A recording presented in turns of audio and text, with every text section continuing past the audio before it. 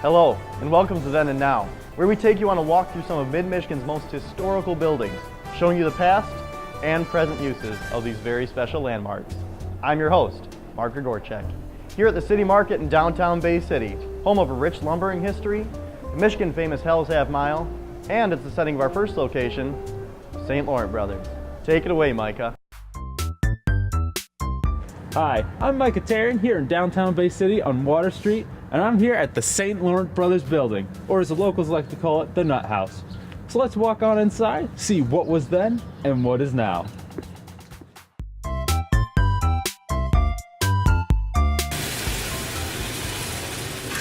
Located on the corner of 3rd and Water Street, St. Laurent Brothers offers a wide variety of candies, hand-dipped chocolates, and roasted nuts.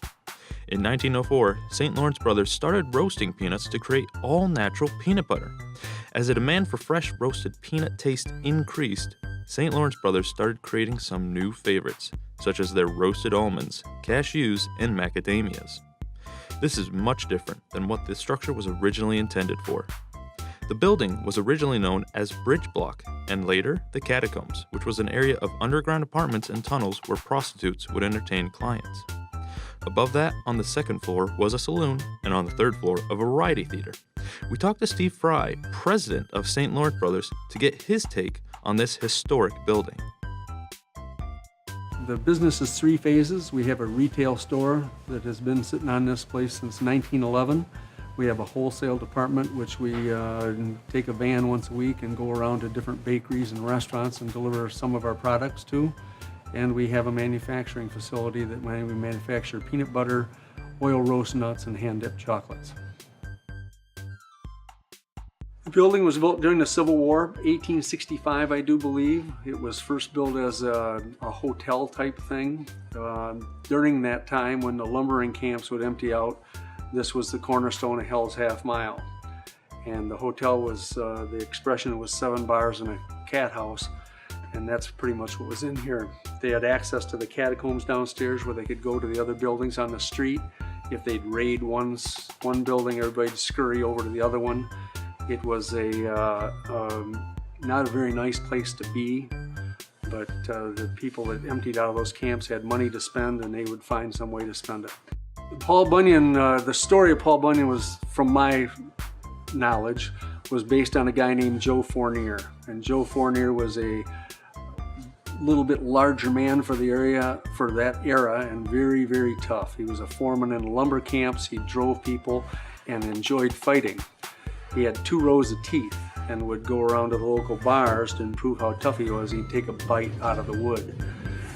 He didn't get whipped much, and one time ran into a muck out here with, I think Blinky Robertson was the guy's name, and Blinky hit him and killed him with a ship's mallet, which they used to use to caulk in between the slats on the boats. But that's as far as I know. St. Laurent family had a good thing going. They started in 1904, a couple blocks over, bought this building in 1911 or 17, I can't tell you for sure, and then proceeded to be on the front edge of peanut butter manufacturing and roasting and stuff. And they had a lot of their family worked here. Good service, do things right, treat people right, and they survived till 1985 when my partner and I were lucky enough to get in here. We didn't change much because if it's not broken, we didn't want to fix it. We kept their same hours, same products, added a few here and there, and tried to always give good service. We've had really, really good employees over the years. We've had a tremendous customer base for the area. And the downtown development since we got here in the area has been outstanding. There's new restaurants, there's new shops, they've repaved the city streets for a streetscape. They've really done a nice job in trying to give the best foot forward for the area. St. Laurent Brothers is a personal favorite of mine. Now let's head on over to Bay City Antique Center and see what Micah has in store for us there. This place is home to a wide variety of treasures and also holds a very nice blue-collar history. So let's take a look inside, see what was then and what is now. The history of the Bay Antique Center and Downtown Antiques begins like many other companies in Bay City, with lumbering and shipbuilding. In 1873, W.M.H. Miller and Company was selling hardware, tinware, and stoves. With the industry booming, materials were high in demand.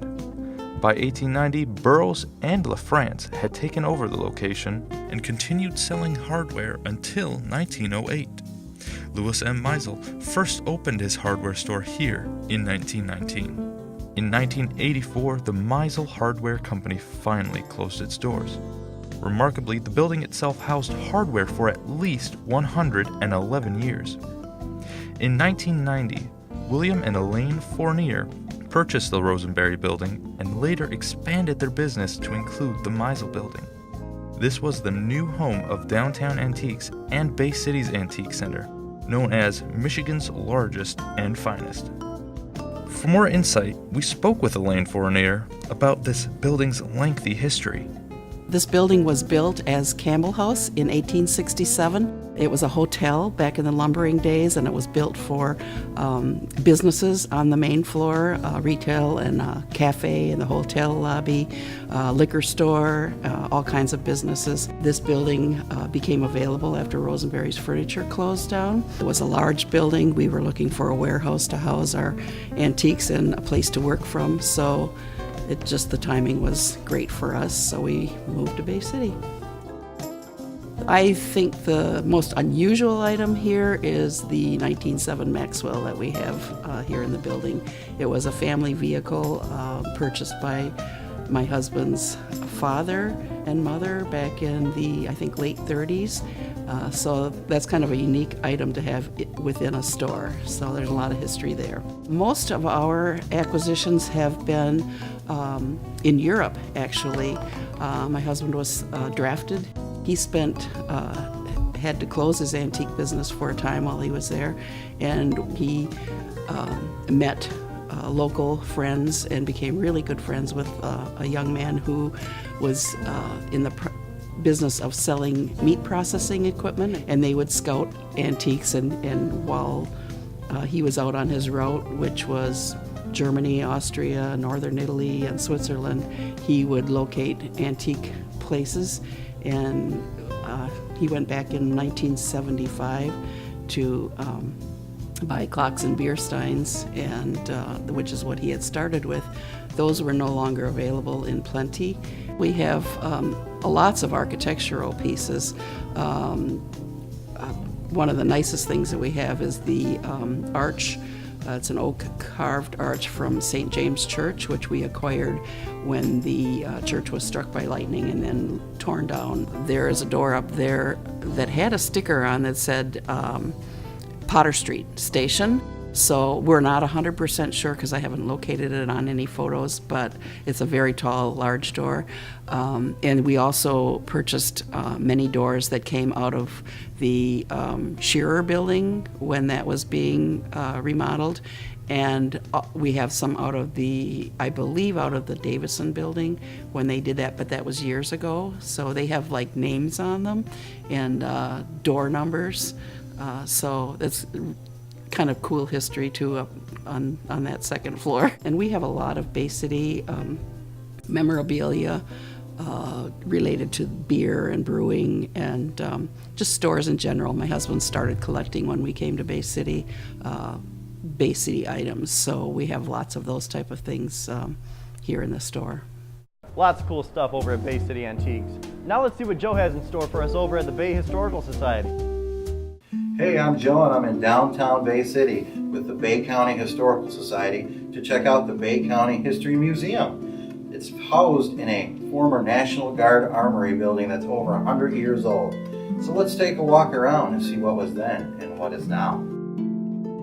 The Bay County Historical Society and the Bay County Historical Museum are housed in a former National Guard Armory that's over 100 years old and was the base for the Michigan 128th Ambulance Company, which served in World War II.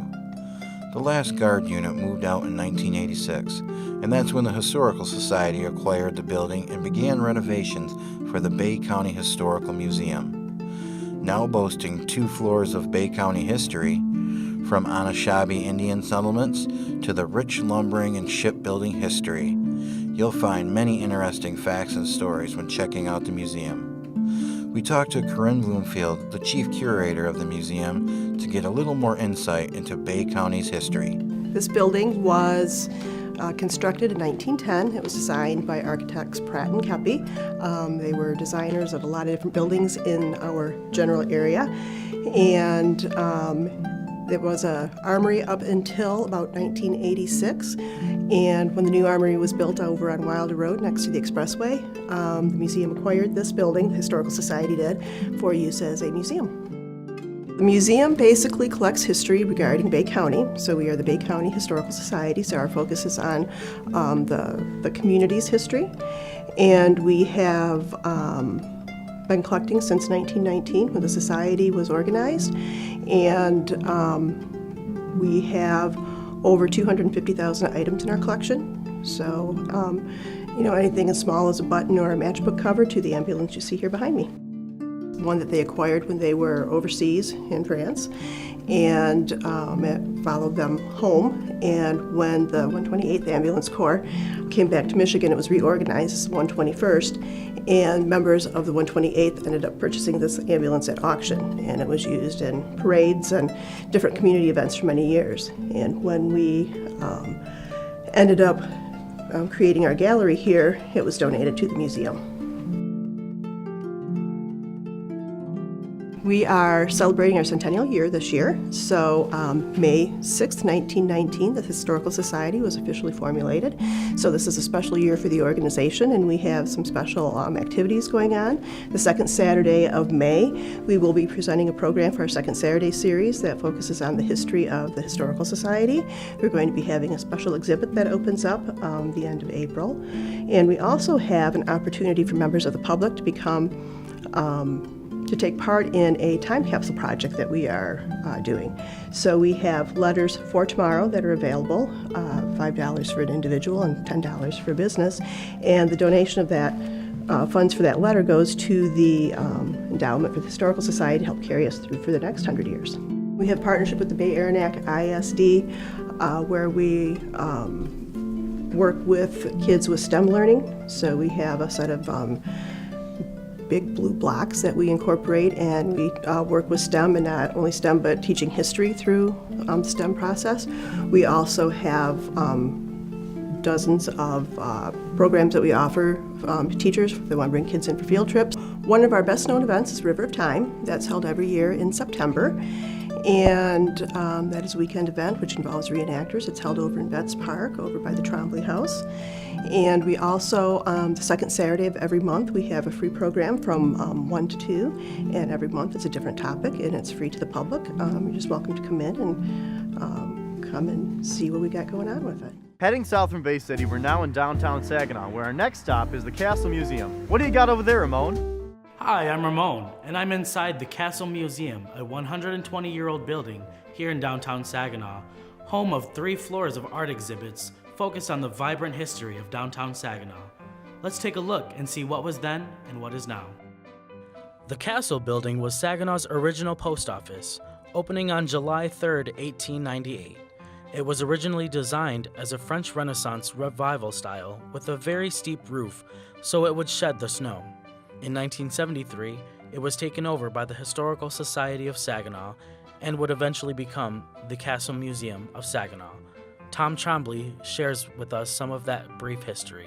It was constructed in 1898, opened to the public on July 3rd of that year, and it was originally a United States post office. And they had a policy at that time that buildings should reflect the heritage and climate of the community in which they were located. And so Aiken was able to find an article about the history of Saginaw that talked about the French explorers and settlers in Saginaw, and decided to use the French Renaissance revival style as an inspiration for the design of the building. A new post office was constructed on Washington Avenue. Actually, right behind me is the seal that used to be on the front of that building and was removed in the late 70s when the post office changed its insignia. After the new one opened, this building became a substation. It was at that time that it was named the Castle Substation. and it continued to serve as a substation and federal office building into the 1970s. This building, really, we consider the largest, not consider, it is the largest object in our collection. As you go through the building, of course, there's wonderful exhibits. I can't help but promote ourselves a little about the history of Saginaw. We have some semi-permanent exhibits, but we also, in our main gallery, Centennial Hall, we do 3 changing exhibits, and then we do some smaller temporary exhibits as well. We have a West Gallery where we have smaller exhibits, and then we do a lot of smaller exhibits celebrating centennials and anniversaries in the community. So there's always something old that's new to see at the museum, is what we'd like to say. You know, there will always be new exhibits. Right now, on the lower level, we're working on a new coal mine exhibit, and then we're working on a new exhibit that will open later this year, both the coal mine exhibit, and the other one will talk about the early settlement of Saginaw, but the Native American life in Saginaw. So it really will showcase kind of the consequences of when settlers came into the area, how life's changed, and that impact. Right now we're between temporary exhibits, and we'll open on the 8th to the public on the 19th of February an exhibit called The Goodrich's Art Souvenir of Saginaw. The Goodrich brothers were African-American photographers who came to Saginaw in 1862 and operated a studio until 1922. In 1902, to celebrate the anniversary of the founding of their studio, they gave out a wonderful book of photographs that they had taken. And it's a very rare book, not seldom seen, but has wonderful images of Saginaw in 1902 that really capture Saginaw's transition and reinvention as an industrial city. And so there'll be enlargements of that and artifacts relating to that, and that opens later in this month. I'd like to encourage you to come down and explore the building and learn about Saginaw's history and see really a great building that tells the story of the community. The Castle Museum is an awesome place. Lots of really cool things to see. We're going to stay right here in downtown Saginaw now, where our next location is a real hit, the Temple Theater. Back to you, Ramon. Hi, it's Ramon again, and I'm here inside the Temple Theater, nearly 100-year-old building here in downtown Saginaw, one of Saginaw's main attractions. Let's sit back and see what was then and what is now. The Temple Theater is a fantastic place to catch a show in Saginaw.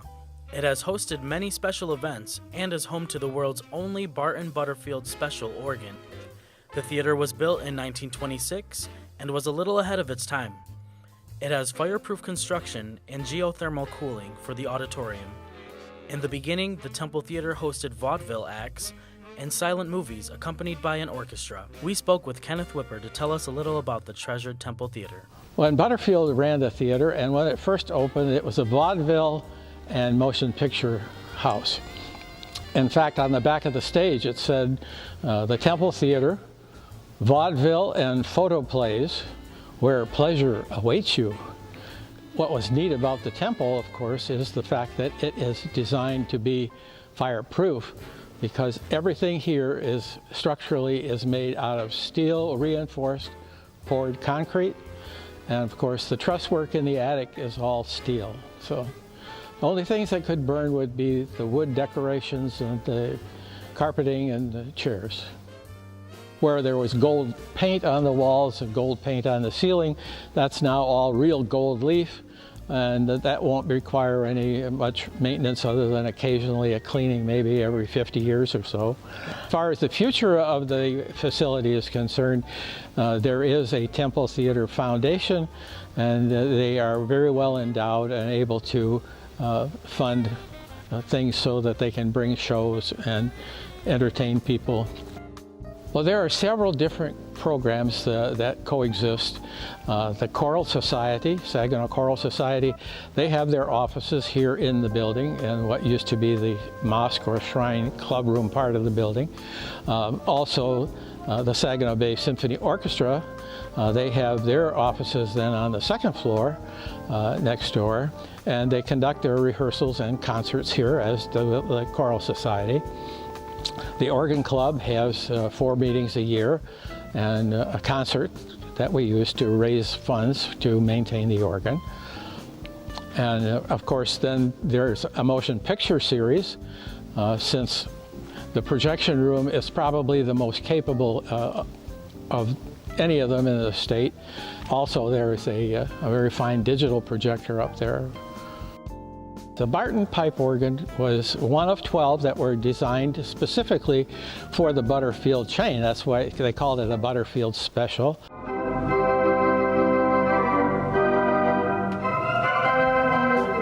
And what was unique about it, there's 197 controls on the organ, and each one of the 12 had all of the controls in the same place. So you could go from one instrument to the other, and everything would be very familiar to you. The instrument actually is the only one that remains, that sounds as it did in 1927 when the building opened, because we have not made any changes to the sound that it produces. If it were not for this organ and the people who supported it, it would probably be a parking lot where you're standing right now.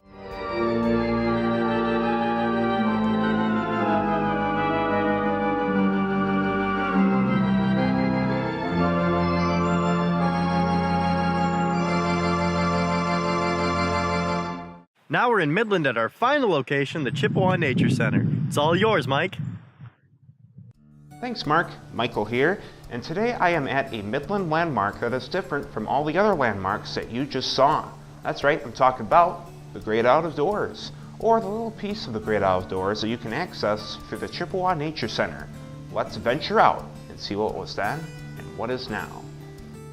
The Chippewa Nature Center was conceived in 1963 when the Midland Nature Club started expressing interest in establishing a nature center. 198 acres of property located at the confluence of the Pine and Chippewa rivers, which were owned by the Dow Foundation, were leased to the Nature Center until 1975, when Dow decided to donate the property to them. It was that same year that the Visitor Center first opens to the public. Over the years, the Chippewa Nature Center has expanded and grown quite a bit, offering programs, community events, a nature preschool, and of course, a gateway to the great out-of-doors, which can be enjoyed via the walkways, bike trails, or the wildlife viewing areas inside the Visitor Center. We were able to learn more about the Chippewa Nature Center's background when we talked with Jen Kurtz. The Nature Center started in 1966. The Midland Nature Club thought that it was important that the Nature Center existed. And so they created it in 1966. And so we started with a small parcel of land that was leased to us on the Chippewa River, hence our name, and a building was built, and we were starting with school programs and nature day camp, and over time the Nature Center has grown. So we now have 1,200 acres and 19 miles of trails. We have a full preschool. We have a visitor center that welcomes thousands and thousands of people every year. We see 14,000 kids here on school programs, over 1,000 kids for our nature day camp program. So it really has become a hub of the community, a place where Midland and beyond the Great Lakes Bay region can connect with the natural world. The Nature Center is right on the confluence of the Pine and Chippewa rivers, so it provides a really rich ecosystem. So we have two local rivers that are right here as part of it, and then we have forests and fields and ponds and a mitigated wetland. And so there's a lot of diversity of ecosystems that are available right here, and so the diversity of plants and animals that we're able to showcase is really amazing because of the diversity of ecosystems that are found right in this little spot. Nature is an integral part of humanity. It is where all of our needs are met, but more importantly, it provides a healthy environment for all of us. So one of the things that we've learned with having our nature preschool here, and what makes it such a great fit, is that nature is an incredible classroom for learning. The loose parts and the natural curiosity enables kids to learn in ways that come naturally. They play, they move things around, they build things. So STEM learning is a big buzzword right now, but that's what kids have been doing all along, playing in woodlots and in fields. They build things and they construct things and they see how it works and they make observations and they test theories. And so nature is the perfect environment to do that in. We're always looking towards the future, so right now the Nature Center is in a strategic planning process. The feedback that we've gotten from the community is that They love what we're doing, they love the opportunity to access nature, and they love our programs. So many of our programs are at capacity, preschools at capacity, camps at capacity, school programs are at capacity. So right now we're looking towards growth and what that means for the Nature Center and what that means for the region. So you'll see us partnering with local nature conservancies, you'll see us partnering with local school districts to continue to build that relationship with nature for people throughout the region. That was the Chippewa Nature Center, a beautiful place and a great way to end our show. I'm Mark Gregorchek, and from all of us at Then and Now, thank you for tuning in.